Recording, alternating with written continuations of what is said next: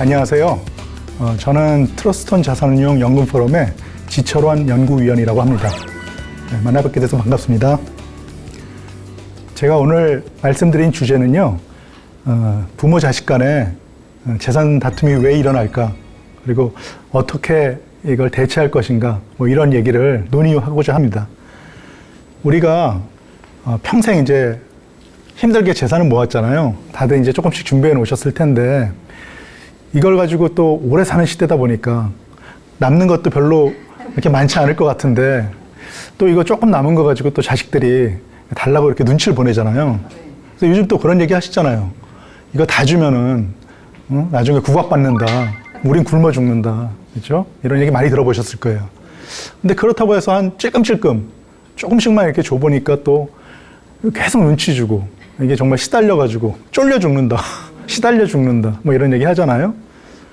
또 안 주려고 하면요, 이게 자식들이 또 아주 무서워요. 또 이게 내 재산인데 자식들이 막 내놓으라고 이게 또 맞아 죽는다. 뭐 이런 우스개가 있는 것 같습니다. 근데 그렇다고 해서 재산을 뭐 다른 사람한테 줄 것은 아니고 결국은 이제 자식한테 줄 텐데, 저희 부모님들도 옛날에는 뭐 기부한다 어쩌신다고 하셨지만 결국은 다 저한테 오더라고요. 그래서 이게 결국은 자식한테 주는 게 당연하지만 이거 좀 생각해 볼 문제일 거예요. 어떻게 줘야 되는지, 그다음에 주면 얼마나 줘야 될 것인지, 뭐 이런 문제들을 고민을 하고 계실 것인데, 이제 그거에 대해서 제가 이제 좀 생각을 해봤습니다. 유류분 청구 소송이라는 게 있거든요. 이게 뭐냐면 재산을 부모가 자식한테 물려줬는데 공평하게 나눠줘야 됩니다. 옛날에는 이제 뭐 맞이한테 많이 주고 아들한테 많이 주고 그러셨는데, 요즘은 그러면 큰일 납니다. 유류분 청구 소송이라는 게 뭐냐면요, 법정 상속분이라고 하는 게 있거든요. 뭐 대충 아실지 모르겠는데, 상속은요, 배우자한테 1.5, 그다음에 자식들한테 1, 자식이 2명이면 1대1, 3명이면 1대1대1 이렇게 갑니다. 그래서 1.5 대 1대 1대1 이런 식으로 다 알고 계시네요. 네, 그런 이제 비율이, 법정 비율이 정해져 있거든요.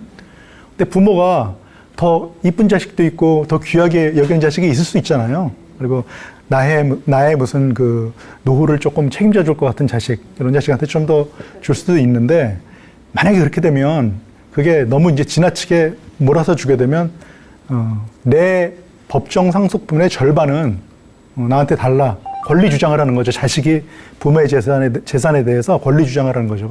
유류분 청구 소송이라고 하거든요. 근데 한번 보세요. 2010년도에는 이게 452건 정도 있었다고 합니다. 근데 2020년에는요, 이게 1444건, 3배 넘게 증가했어요. 30년 동안. 예. 이게 뭔가 좀 이제는 부모님 뜻대로 안 된다. 나에게 권리가 있다. 자식들이 이렇게 부르짖는 거죠. 뭐 점점 세상이 좀 각박해진다 그럴까요? 우리 애들이 조금 사는 환경이 우리 때보다 조금 더 힘들어졌다고 할까요? 뭐 이런 방증인 것 같아요. 그래서 이런 일들이 많이 일어나고 있고요.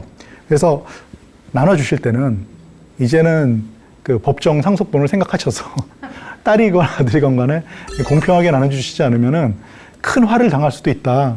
이런 걸 이제 좀 생각을 하시면서 분배를 하셔야 될 것 같아요. 제가 한번 예를 하나 기사를 이렇게 찾아보니까요, 아버지가 아들한테 이렇게, 특히 장남한테 이렇게 많이 물려주잖아요. 그러면 내 노후를 좀 부탁한다. 뭐 그리고 제사 지내는 분도 계시고 아닌 분도 계시겠지만, 제사 이제 맞이가 지내잖아요, 보통. 차례도 지내고. 그래서 이제 조금 더 오빠 K라고 하는 사람한테 부모님이 조금 과도하게 좀 주신 것 같아요. 근데 과도하게라고 해봤자, 제가 이 사례 보니까 재산이 그렇게 많지는 않으셨던 것 같아요. 근데 이 딸들이 있었는데, 딸들이 2명이 있었는데, 이 오빠한테 조금 더 준 걸 갖다가 굉장히 억울하게 생각했던 모양이에요. 네. 이게 재산 싸움이라는 게 사실은 어떤 큰 경제적 이득보다는 이게 기분 나쁘다. 형제 간에 감정적인 싸움이 붙는 거예요. 그래서 한번 보세요. 유류분 청구 소송을 냈는데 액수가 겨우 500만 원. 우리가 옛날에 세뱃돈을 이렇게 받다 보면 오빠한테 또는 동생한테 더 주면은 화나잖아요. 뭐 그런 이제 감정 싸움이 된 거예요. 그래서 500만 원을 받고자 소송을 했어요. 그러면 소송하면은 뭐 변호사한테 변호사비도 줘야죠. 그죠? 그다음에 소송할 때 드는 비용들, 시간 뺏기는 거 이런 거 생각하면은 뭐 500만 원이 그렇게 큰 돈 같진 않은데 이 감정 싸움이 붙은 거죠. 그래서 배보다 배꼽이 더 크지만 나는 오빠한테 그걸 꼭 받아내서 그 괘씸죄를 묻겠다. 예, 부모님한테인지 오빠한테인지 모르겠어요. 그렇지만 내 권리를 찾겠다. 예, 이런 싸움도 붙고 그럽니다. 예전에 제가 이렇게 강남 거리를 걷고 있는데 아파트가 그 빌딩이 큰 게 반쪽이 이렇게 나 있어요. 요즘 기술도 좋더라고요. 꽤 높은 빌딩이었는데 한 10여 층 되는 빌딩이었는데 반으로 케이크 젓같이 딱 잘려 있어요. 제가 나중에 알고 보니까 그 땅이 삼형제가 가지고 있던 땅인데 땅은 그 둘째하고 셋째가 반씩 가지고 있고 건물은 첫째가 가지고 있고 이런 구조로 돼 있었어요. 근데 그게 그 중에 땅을 갖고 있던 셋째가 갑자기 사망을 하면서 그 땅을 누가 사서 반쪽을 잘랐더라고요. 그래서 지금 뭐 그 상속이 이렇게 잘못 이루어지면은 또는 이제 감정 싸움이 붙으면 건물을 완전히 절단되는 그럼 건물 쓸 수도 없잖아요. 손해가 크지만 지금 500만 원 때문에 소송 걸고 싸움이 일어나잖아요. 가족 간에 소송이 일어났다는 건 뭐예요? 완전히 가족이 해체됐다는 얘기거든요. 콩가루 됐다는 얘기죠. 네, 그렇죠. 그래서 가족 간의 재산 때문에 돈 몇 푼 때문에 이런 싸움이 나면 안 되겠죠. 반면에 부양료 내 그 생활비를 달라 이런 소송도 요즘 늘어나고 있더라고요. 2003년도에 이런 소송이 127건이었는데 2016년도에는 13년 만에 270건, 2배 넘게 증가했죠. 숫자는 많지 않습니다만 그 부모가 자식을 상대로 소송을 낼까요? 자식이 부모를 상대로 부양해달라고 소송을 낼까요? 뭐 이런 궁금증도 드실 텐데 부모가 더 많습니다. 사실 자식이 미성년자였을 때 왜 나를 부양하지 않느냐 이런 소송을 낼 가능성이 별로 없겠죠. 애가 뭐 알겠어요. 그죠? 예. 오히려 요즘 뭐 아동학대 이런 뭐 기사도 많이 나오는데 근데 부모님은 이게 괘씸하다는 거예요. 그래서 보시면은 92%가 부모가 자식을 상대로 내가 너를 이렇게 키웠는데 왜 너는 나한테 용돈 안 주느냐. 예, 그러니까 자식과 부모 간에도 어떤 일종의 계약이 있다. 예, 이렇게 생각해야 될 것 같습니다. 불효자 방지법이라는 게 한 10여 년 전쯤으로 제가 기억하는데 이게 국회에서 이런 법을 만들어야 된다 이런 얘기도 나왔던 걸로 제가 기억을 합니다. 근데 법이라고 하는 것은 사실 윤리와 도덕과는 조금 구분이 되거든요. 예, 법으로 만들 게 있고 윤리와 도덕에 맡겨야 될 게 있죠. 모든 걸 다 법으로 하자고 하면은 사실은 세상이 너무 혼란스러워지고요. 아무것도 할 수 없고요. 이게 완전 올가미가 되는 거죠. 불효자 방지법의 그 골자가 뭐냐면요. 자식이 부모를 부양하지 않으면 부모가 뭐 재산을 줬던 게 있다고 하면 그걸 다시 뺏어올 수 있다. 그 다음에 자식이 부모를 구박하거나 폭행하거나 뭐 이런 사고가 일어나면 부모가 친고를 하지 않아도 부모가 고발하지 않아도 처벌한다. 형사처벌한다. 뭐 이런 게 내용이었던 것 같습니다. 근데 뭐 내용을 보시면 알겠지만 물론 굉장히 딱하고 괘씸하고 그렇긴 합니다만 법으로 만들기에는 좀 무리가 있어 보여요. 네, 그래서 이게 법으로 이제 실제로 만들어지진 않았는데요. 이런 얘기까지 나왔어요. 네, 그러면 아까 이제 직접 소송을 하시는 부모도 있고 뭐 그렇지만 이런 일들이 얼마나 그 소송 일어난 사건 외에도 사실은 숨어 있는 사건들. 네, 부모님이 괘씸하지만 부모님들은 또 참는 게 있잖아요. 네, 굉장히 많았다는 얘기죠. 그래서 사회적으로 문제가 되고, 그러니까 국회에서 이걸 법으로 만들어야겠다 이런 얘기가 나오지 않았는가, 뭐 이런 생각을 합니다. 김모 씨 사례가 있는데요. 이분이 한 68세, 이제 그 노령기 노인이 되신 거죠. 뭐 유엔에 의하면은 65세, 만 65세 이상 된 분들은 이제 노인이라고 부르잖아요. 이분이 그 당시에는 이게 좀 이제 그 꽤 시간이 지난 사건인데 예전에 이 노인이 되신 분들은 국민연금, 공적연금이 별로 없으시잖아요. 그래서 이분이 받는 게 유일한 수입이 월남전에 이분이 참전하셨던 모양이에요. 그래서 거기에 이제 수당, 연금이죠. 그래서 월 한 47만 원 정도, 그거밖에 소득이 없으셨대요. 뭐, 그리고 이제 일을 안 하시겠죠. 그러니까 뭐, 근로소득도 없고. 예. 근데 자식들이 이 불쌍한 그 아버지한테 한 푼도 안 줬다. 모르겠어요. 자식이 어떤 처지에 있는지, 어떤 그 상황에 있는지는 잘 모르겠으나, 하나도 안 도와주니까 이분이 굉장히 괘씸하다. 근데 내가 자식들을 키웠는데, 그래서 자식을 상대로 해서 소송을 겁니다. 매달 100만 원씩 나한테 내놔라. 네. 그러니까 부모의 사랑이 한이 없나? 부모의 사랑은 사실은 굉장히 고귀한 사랑이지만 그래도 완전한 사랑은 아니다. 무조건적인 사랑은 아니다. 그래서 아까 이제 그 제가 서두에 말씀드렸던 다 주고 나면 굶어 죽는다. 그러니까 자식이라도 완벽하게 믿을 것도 없고 부모님이 주신 거라고 해서 이거는 조건 없는 사랑이다. 이렇게 생각했어도 안 되고 아주 복잡해집니다. 그죠? 우리가 지금 이제 저런 사례만 보면은 부모님들이 굉장히 피해자인 것 같고 불쌍하고 그렇게 생각이 되지만 또 이런 그 반대편의 얘기들 요즘 이런 사건들이 특히 좀 많이 일어나고 있어요. 젊은 사람들이 뭐 이렇게 사회적으로 문제가 되는 큰 사건들 있잖아요. 그런 사건들이 있을 때 갑자기 얘를 그 자식을 버리고 떠났던 부모가 나타날 때가 있어요. 우선 보험금을 받거나 또는 국가에서 배상을 받거나 뭐 이런 목돈이 생길 때 어렸을 때 아주 어렸을 때 기억도 못할 때 버리고 떠났던 부모가 갑자기 나타나서 친권을 주장하면서 절반을 나한테 다오 라든지 아무것도 없을 때는 내가 다 가져갔겠다라든지 그런 사건들을 요즘 많이 보시죠. 그러니까 이게 폐륜아도 있지만 어떻게 보면 폐륜 부모도 있다. 예전에 얼마 전에 그 걸그룹에 가수가 그죠? 뭐 다 이름은 아시겠지만 제가 굳이 밝히지는 않겠습니다. 근데 그분이 좀 약간 그 가정적으로 약간 불우했던 모양이더라고요. 아까 말씀드린 이제 그런 사례죠.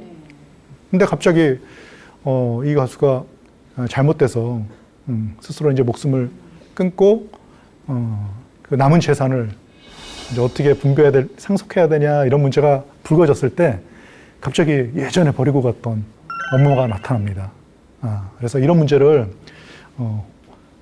부모도 그렇고 자식도 그렇고 폐륜은 있다. 그래서 이게 한쪽 얘기만 들을 것도 아니고 그리고 이 돈과 관련해서는 사람은 굉장히 이기적이다. 욕심이 많다. 그런 생각이 듭니다. 지금 제가 이런 그 상속 문제를 이렇게 얘기하면서요. 이게 어떤 개인적인 국지적인 문제가 아니고 우리나라 전체 그다음에 우리나라 경제 상황, 우리나라의 인구 구조 이런 것들 또는 연금 문제 이런 것이랑도 다 관련이 있을 것 같거든요. 지금 우리나라 경제 성장률 추이를요.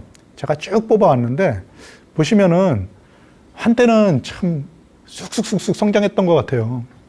저도 어렸을 때 저런 기억이 나는데 그러니까 어떻게 보면 지금 이제 은퇴하신 분들, 노인이 되신 분들 한창 때 그때 도표에서 잘 보이시는지 모르겠는데요.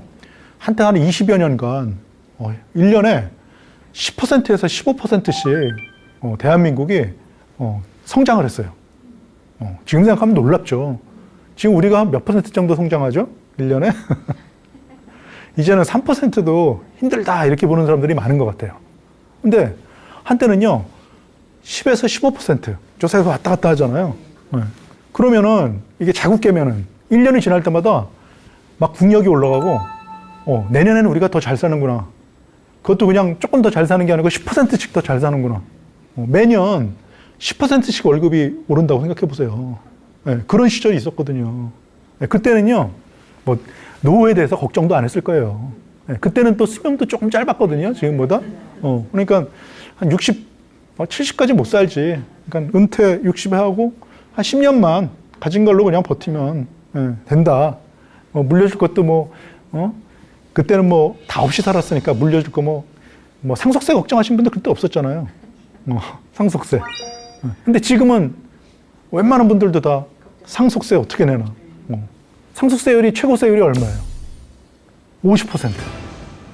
내가 평생 번 거에 절반을 이렇게 내게 됐거든요. 근데 옛날에는 내는 사람이 별로 없으니까 걱정하시는 분들도 정말 재벌집 이런 분들 아니면은 걱정도 안 했는데 이제는 보통 사람들도 이거 상속세 어떻게 내나 이런 걱정을 하게 된 거예요. 그래서 저걸 보시면 알 수 있겠지만 이제는 저기 보세요. 최근에 어때요? 3% 미만. 그 코로나 와가지고 마이너스로도 내려갔었네요. 뭐 올해 어떻게 될지 모르겠어요. 근데 올해도 제가 볼 때 3%가 안 되는 걸로 들었거든요. 한 2.5%, 2점대 초반 뭐 이렇게 보는 것 같습니다. 그러니까 옛날하고 상황이 달라졌다는 거예요. 옛날에는 아까 말씀드린 것처럼 내년엔 더 잘 살고 더 잘 살고 그러니까 부모님한테도 이렇게 용돈 드릴 수 있고 자식들도 뭐 비용이 들지만 편하게 키울 수 있고 애도 많이 낳고. 근데 좀 불쌍하죠.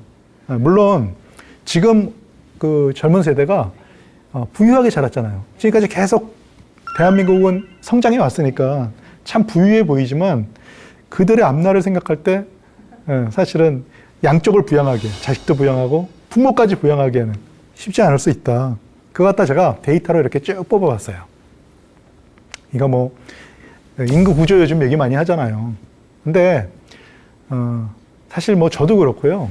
여기 계신 분들도 그렇고 대한민국 국민 중에서 그렇다고 해서 내가 애를 3명씩 4명씩 낳을 분들은 안 계실 거예요.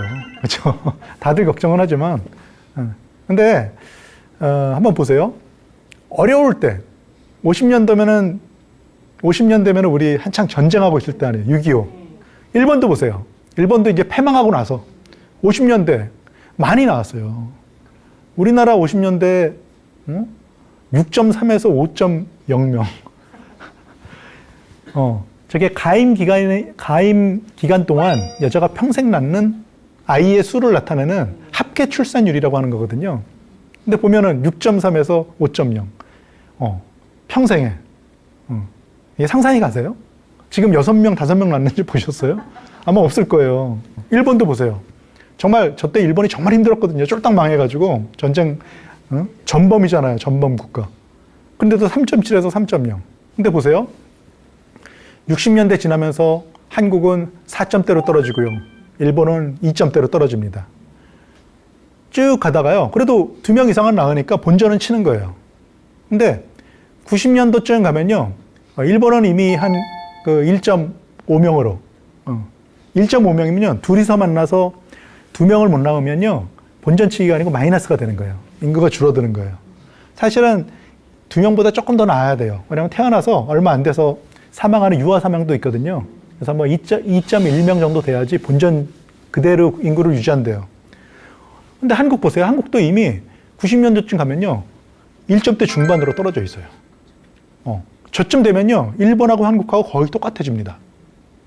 이게 빨라요. 우리는 그래도 50년대 6명, 6.3명까지 낳다가 1.5명으로 90년대 줄어든 거고요. 일본은 3.7명 낳다가 1.5니까 그 가파른 기울기로 보면 한국이 훨씬 더 빠른 거죠. 네. 그 다음에 거기서 그쳤으면은 그래도 인구가 줄긴 줄되 서서히 줄었을 텐데 이게 더 심각한 사태로 정말 점점점 악화됩니다.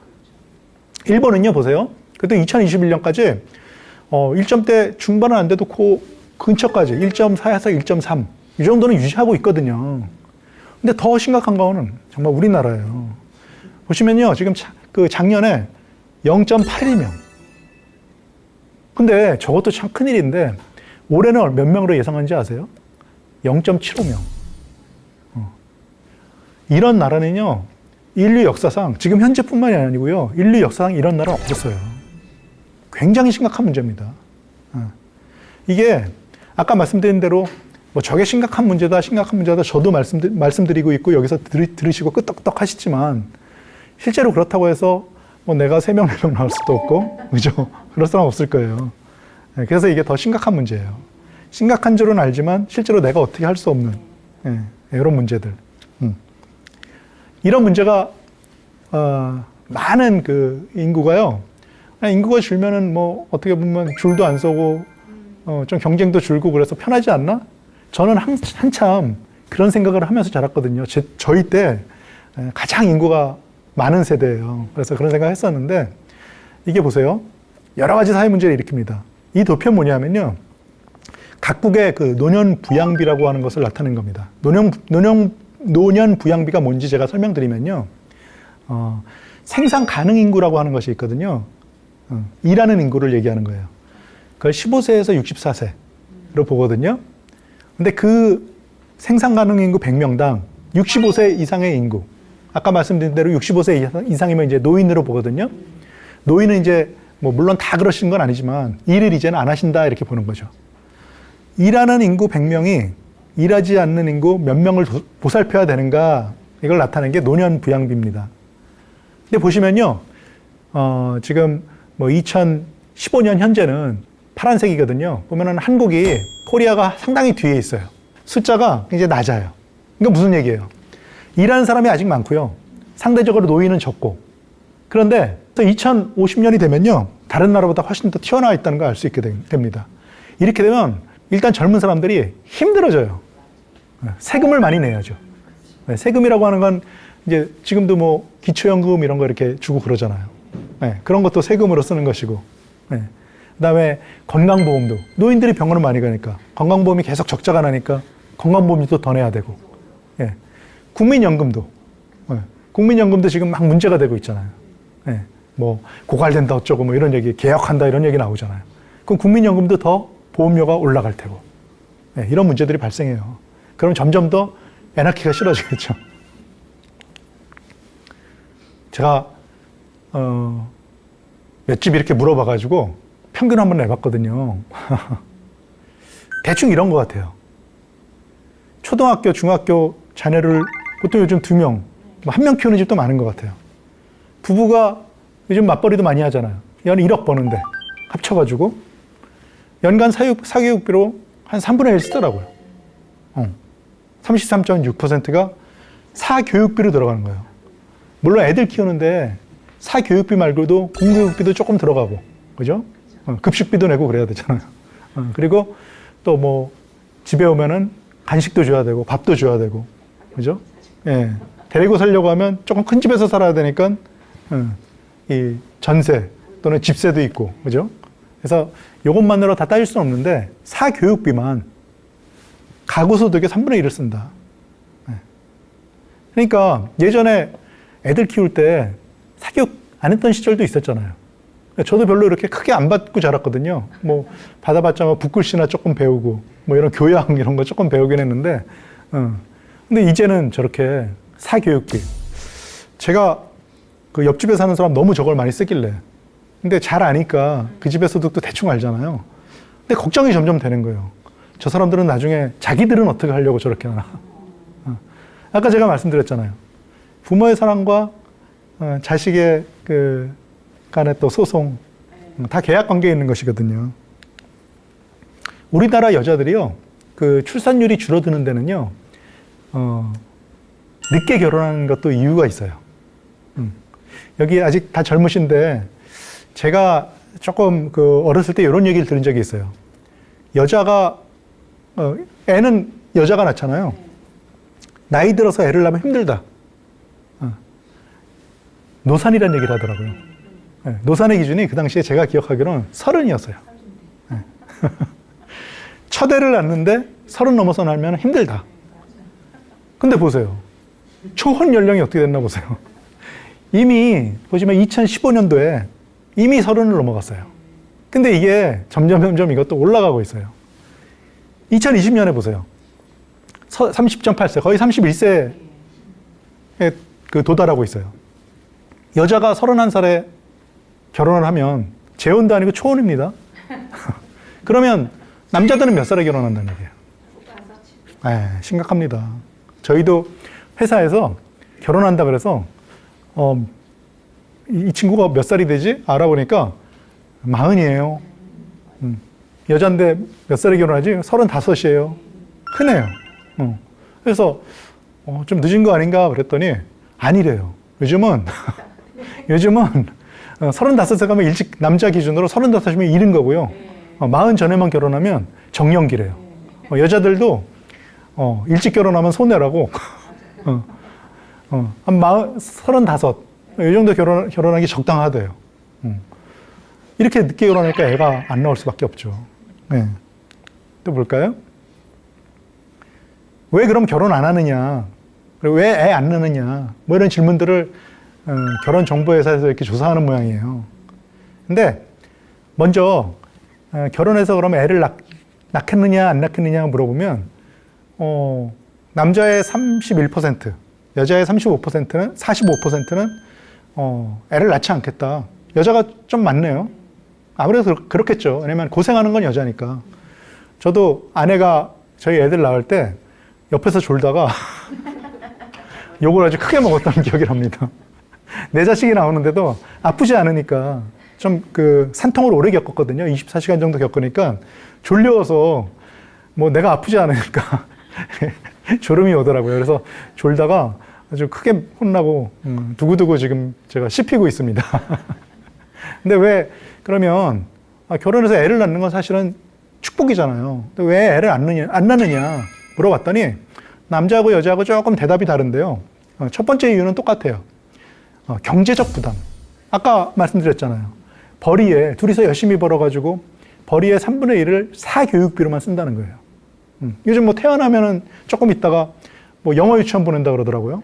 저도 그것 때문에 이제 아내하고 많이 싸웠는데, 그래서 얼마니? 그랬더니 한 명당 150만 원 정도 한대요.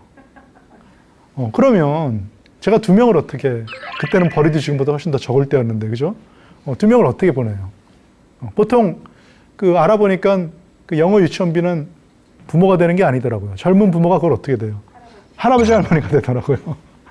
어떻게 보면 상속이나 증여의 일환이겠죠. 두 번째, 실효성 없는 출산 정책. 정부를 이제 원망하는 거죠. 사실 정부는 정부 입장에서도 사실은 굉장히 많은 노력을 하는 거거든요. 뭐 저출산 대책 하면서 몇 조씩 썼다, 몇십 조씩 썼다 이런 얘기 많이 들어보셨잖아요. 네. 근데 실효성이 없어요. 근데 받는 입장에서는 그렇게 느끼고 있어요. 실제로 큰 돈을 썼는데 저게 다 어디로 가는 걸까요? 남자들은 20%를 저 이유를 꼽았어요. 여자는 다른 이유가 있어요. 미래에 대한 막막함. 남녀가 비슷합니다. 18, 22%. 아까 경제 성장률 보여드렸죠. 미래가 막막하다는 거예요. 그래서 지금 현재 그렇게 잘 살지 않아도 미래가 더 잘 살 것 같으면은 희망이 있거든요. 사실 지금 젊은이들이 옛날의 젊은이들보다 훨씬 더 부유하지만 내일을 생각하면은 더 불안하다는 거예요. 그다음에 네 번째 보세요. 일과 가정의 일을 둘 다 하는 게 너무 힘들다는 거예요. 특히 그걸 누가 많이 얘기하냐? 여자. 힘들죠. 생각해보세요. 애들 다 키워보셨잖아요. 그죠? 애들 키우면은 얼마나 힘들어요, 그게. 막 새벽에 울죠. 저도 막 애 안고, 제가 이렇게 밤에 울면은 앉는 당번했는데 너무 졸렵잖아요. 막 가다가 막 다리 부딪혀가지고 피나고 아침 보니까 피나 있고, 좀비처럼 잠 졸면서 걸어다니는 거죠. 애 안 떨어뜨린 게 다행이에요. 일과 가정의 양립의 어려움. 특히 여자들이 저 비율이 높아요. 그러니까 애를 점점 안 낳고 힘들어지고 어떻게 애를 낳게 할 수 있을까? 정부는 고민하지만 실효성은 없고. 자, 우리가 제가 이제 뭐 이렇게 쭉 얘기를 해왔는데 연금 있잖아요. 연금이 굉장히 중요하다는 거 뭐 많이 들어보셔서 아실 거예요. 근데 저게 점점 더 중요해지는 이유가 있어요. 보세요. 선진국들, 우리가 선진국이라고 하는 나라들은요, 노후를 거의 연금으로 준비한다는 걸 이 표로 보시면 알 수가 있어요. 노후 생활비의 한 67%에서 84% 정도를 연금에서 충당을 해요. 사실 이게 제일 좋은 방법이에요. 근데 우리나라 보세요. 13.2%밖에 안 돼요. 국민연금이 아직 제대로 설정되기 전에, 자리 잡기 전에 연금을 받으신 분들은 뭐 한 달에 50만 원도 안 되거든요. 지금 받고 계신 분들. 그러니까 13.2%밖에 안 되는 거예요. 뭐 기타가 뭐 한국민들은 그래도 재산이 있다, 이렇게 얘기하거든요. 연금은 적지만 재산이 있기 때문에 그걸 이제 어떻게 쓰면 괜찮다 이렇게 주장하시는 분도 있어요. 그건 맞는 말이에요. 우리나라는 그래도 뭐 지금 세대에 따라 다르긴 하지만 지금 이제 노년 세대들은 집 한 채는 성실하게 일하셨으면 집 한 채는 어떻게든 마련하셨고 또 집값이 많이 비싸졌잖아요. 그걸로 어떻게 하시면 된다 이렇게 얘기하지만 사실 노후에는요, 이렇게 재산을 갖고 있는 게 부담이 될 수가 있어요. 스탁에서 플로우로. 이게 무슨 얘기냐면요, 쌓아두는 것. 재산보다는 점점 더 현금 흐름이 중요해진다는 얘기예요. 이게 후진국에서 선진국으로 가면 갈수록 그렇게 되고요. 그다음에 또 하나는 나이가 들면서 점점 그렇게 돼요. 젊을 때는 재산을 많이 가지고 있는 게 괜찮을 수 있어요. 그때 머리도 회전도 빠르고, 그다음에 계산도 빠르고, 그다음에 잘못돼도 다시 일어날 수 있는 이런 시간도 있고, 그래서 재산을 가지고 어떻게 잘 굴리면은 수익률을 좀 낼 수도 있을지 몰라요. 반드시 그런 건 아니에요. 또 젊은 사람들은 좀 경솔해가지고 이렇게 크게 날리고 그런 분도 계시니까. 근데 나이가 들면요, 점점 안정적으로 이렇게 따박따박, 요즘 따박따박 이런 거 나오잖아요. 연금도 그렇고, 부동산 살 때도 요즘은 따박따박 월세 나오는 거. 물론 이런 게 찾기가 쉽진 않습니다만. 그래서 우리가 재산을 많이 가지고 있어봤자 아까 얘기한 것처럼 소송만 일어나고 가족 간의 분쟁만 생기고, 근데 연금으로 가지고 있으면요, 좀 이게 뭐예요? 국민연금, 퇴직연금, 개인연금, 또는 이제 공무원들은 국민연금과 퇴직연금이 묶인 개념이 공무원연금이 되는 거거든요. 그래서 이런 것들이 있으면은 삼친연금 돼가지고 100만 원씩만 나와봐요. 국민연금 100만 원, 퇴직연금 100만 원, 개인연금 100만 원. 이렇게 되면 이제 플로우가 생기는 거고, 현금 흐름이 생기는 거고, 그 다음에 이 플로우를 가진 부모가 있으면요, 자식들이 그 부모한테 더 잘합니다. 네. 재산을 가진 부모는, 제가 농담 삼아서 빨리 돌아가시길 바라지만, 저 언제 돌아가셔? 왜 이렇게 오래 사셔? 왜 이렇게 건강해? 빨리 돌아가셔야지 내가 저걸 받지. 근데 연금은요, 그분이 살아계시는 동안만 나오거든요.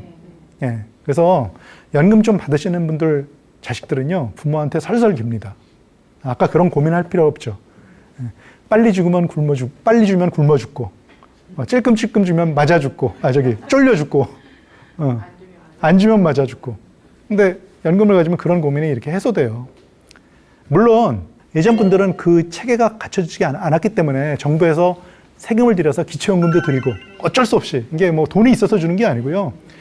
지금 정부도 이 기초연금 주는 게 굉장히 부담이 돼요. 예.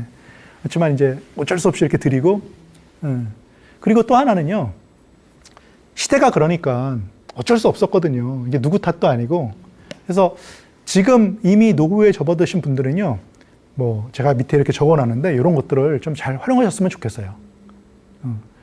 특히 뭐 주택연금 있잖아요. 아까 한국 사람들은 그 연금은 적지만 재산은 좀 있다. 그 핵심이 뭐냐면요, 그 집, 아파트예요. 다 아파트 살잖아요. 이제 뭐 집이라 그래봤자 다 아파트잖아요. 아파트를 담보로 해서 맡기고 연금을 받는 게 이제 주택연금이거든요. 주택금융공사라는 데서 주관하는 그런 상품이고요. 집에 살면서 연금을 받아요. 네, 그래서 꼭 집을 물려줘야 되는 자산이다 이렇게 생각하실 이유는 별로 없을 것 같아요. 네. 그래서 이런 것들도 활용하시면 괜찮을 것 같고요. 주택연금 한번 보실래요?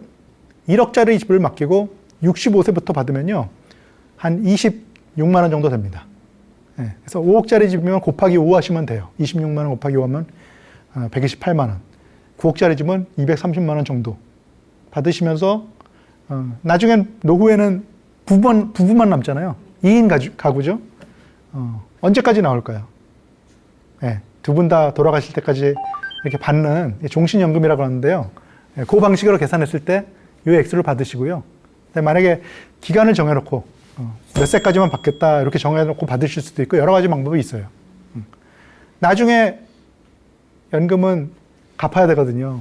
왜냐하면 주택연금은요, 이름은 연금이라고 붙어 있지만 실제로는 대출이에요.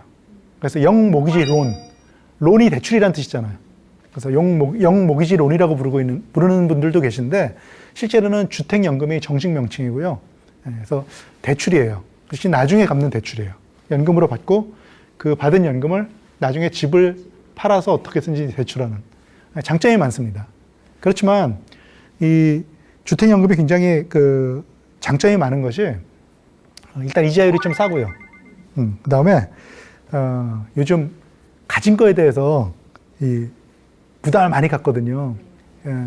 종부세라든지 재산세라는 것들이 점점 이제 또 부담이 많아지는 이제 그런 시대가 됐잖아요. 이 종부세, 재산세는요, 집값이 올라서도 이게 부담이 커지지만, 또 하나는요, 세금을 매길 때 이 공시가격이라는 걸 기준으로 해서 매기거든요. 근데 공시가격이 뭐냐면요, 매매가, 시가죠. 시가의 몇 퍼센트 정도 이렇게 매기는 게 이제 공시가격이에요. 세금이나 건강보험료나 이런 걸 매길 때 기준이 되는 그 과표인데요. 이 공시가격도 점점, 이게 공시가격이 왜 그전에는 뭐 집값의 한 절반, 3분의 1밖에 안 됐던 시절이 있었거든요. 근데 이제 이거에 대해서 비판이 나오는 거죠. 왜 그래야 되느냐. 사실 이제 공시가격이라는 게 나온 이유가 다 이유가 있거든요. 근데 아무튼 이제 사회적인 그런 여론이 비등하다 보니까 점점 이제 공시가격도 지금 이제 70% 수준까지 올라갔어요. 예전에 막 절반 밑이었거든요. 70%. 근데 거기서 그치면 좋겠는데 이거 갖다 이제 100%로 현실화하겠다. 그러니까 공시가격과 매매가를 맞추겠다. 그러면은 집값이 안 올라도 점점 그 아까 말씀드린 그 종부세라든지 재산세가 오를 수밖에 없죠. 여기 계신 분들 중에서도 종부세하고 재산세 때문에 고생하시는 분은 계실지 몰라요. 특히 집 하나 가지고 계시면 괜찮은데 노후를 위해 가지고 뭐 전세 하나 놓으려고 하나 샀다거나 이런 분들은 사실은 투자 수익률이 확 떨어지는 거죠. 월세 받아봤자 세금 내면은 남는 게 없으니까. 그래서 저것도 한번 꼭 물려주시지 않으려고 한다고 하면 저런 것도 한번 생각해 보실 수 있을 것 같아요. 제가 뭐 개인적인 말씀을 드려서 굉장히 죄송합니다만 저희 아버지도 서울에 거주하시는데 서울에 계시는 분들이 대부분 하우스 푸어인 경우가 많아요. 아까 한국의 평균 상황을 봐도 그렇잖아요. 현금 흐름, 연금은 별로 없는데 근데 가진 건 재산은 좀 있고 상속 때문에 골치 앓고 근데 자식들이 좀 한 달에 그러면 자식하고 부모 간에도 계약이 있으니까 나중에 부모님이 그 집을 나한테 줄 거라고 생각한다고 하면 그래도 한 달에 한 100만 원이든 200만 원이든 이렇게 드리면은 계약이 성립하는 건데 제가 부모님한테 애들 키우고 그러다 보니까 드리기가 참 힘들더라고요. 네. 애들이 태어나기 전에 오히려 젊었을 때 그때 월급도 더 적었는데 애들이 크기 전에는 조금씩 그래도 집어드렸어요. 근데 점점 애들이 크고 아까 사교육비 보셨잖아요. 그러니까 못 드리겠더라고요. 그래서 제가 저희 부친께서 70세 되셨을 때쯤에 이 주택연금이 처음 나왔거든요. 오래되지 않았어요. 그래서 연금도 적고 제가 조금 용돈 드리는 것도 이제 힘이 딸려가지고 아버지께 주택연금을 가입하시는 게 어떠냐 이렇게 권유를 드렸더니 고개를 저으시더라고요. 네. 왜 그러셨겠어요? 아들한테 주려고 그러겠죠. 근데 그 아버지한테 제가 그걸 받으려고 하면은 제가 그래도 한 달에 얼마씩 이렇게 드릴 수 있는 이 능력이 돼야 되거든요. 근데 그게 안 됐기 때문에 제가 이제 주택연금을 권해드린 거고요.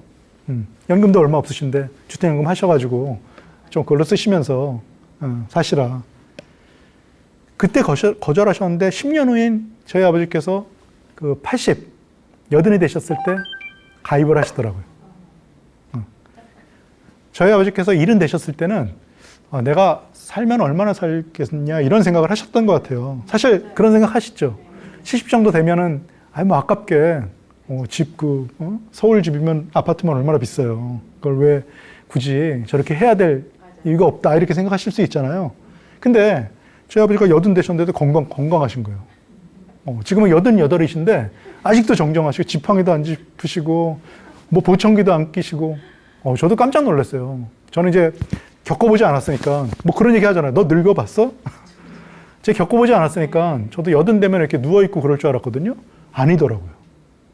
저희 아버지 88 미수신데 아직도 뭐 공원 몇 바퀴도 도시고요. 운동 열심히 하시고요. 귀도 뭐 제가 작은 소리로 속은이라도 다 들으시고요.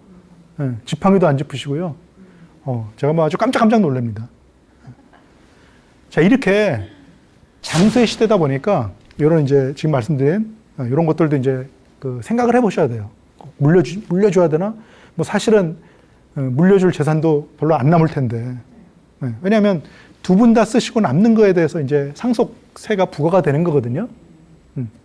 근데 그때까지 뭐가 남아있을까? 100세까지 사는 시대.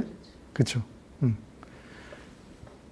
인생이 길어지다 보니까 우리가 또 생각해 봐야 될 게 있어요. 인생에 3번의 정년이 있다. 뭐 이런 얘기 저희들이 하거든요. 지금 법정 고용 정년이 몇 살입니까? 뭐 60, 그죠? 네, 60세. 뭐 그러고 뭐 임금 피크 뭐 55세 뭐 이런 것 같아요. 근데 고용 정년은 60세지만 일의 정년. 고용 정년 60세 딱 돼가지고 다 일 안 하고 손 놓으시나요? 그렇죠. 요즘 뭐 아파트에 뭐 경비 서시는 분들 보면 다 이제 정년 이후에 또 일하시는 분들 많고, 그죠? 너무 젊어요, 사실. 은퇴하시는 분들, 정년 맞으시는 분들 보면요, 뭐 예전에 60이면 할아버지인 줄 알았더니 그냥 아저씨예요. 그래서 일의 정년은 또 다르다는 거예요. 저 일의 정년은요, 어쩔 수 없어서 일을 하시는 분들, 그래서 일의 정년이 늦어지는 분도 있지만 사실은 이게 노는 게 힘들대요. 여유가 있는 분들도 처음에는 막 골프 치고 이게 막 천국 같았는데 딱 3개월이라 얘기하시더라고요. 그래서 일의 정년은 더 길 수밖에 없다. 그 다음에 마지막으로 그게 진짜 정년이라는 거예요. 인생 정년. 근데 인생 정년도 제가 아까 고용 정년 60, 일의 정년 모르겠어요. 75, 그 다음에 인생 정년, 요즘 인생 정년 몇 세 시대라 그래요? 100세. 100세 시대. 100세 시대라고 하면요, 고용 정년 60세, 일의 정년 뭐 모르겠어요. 75세. 그래도 75세 이후에도 25년. 25년이면 사반세기잖아요. 그죠? 저도 25년 전에 제가 뭐 하고 있었는지 기억도 가물가물한데. 그렇게 인생이 길어졌으니까 이제는 인생이 정년이 3번 있다. 이걸 명심하시면서 잘 대비하시고, 제가 오늘 말씀드린 거는, 드릴 내용은 여기서 다 마치도록 하겠습니다. 수고하셨습니다. 감사합니다.